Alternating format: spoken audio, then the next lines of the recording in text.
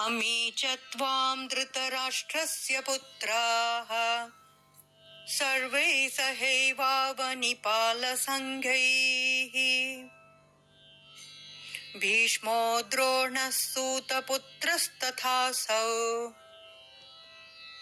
सहास्मदीयैरपि योधमुख्यैः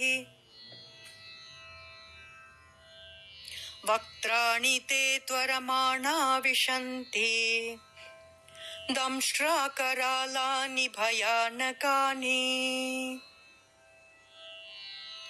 केचिद्विलग्ना दशनान्तरेषु सन्दृश्यन्ते चूर्णितैरुत्तमाङ्गैः.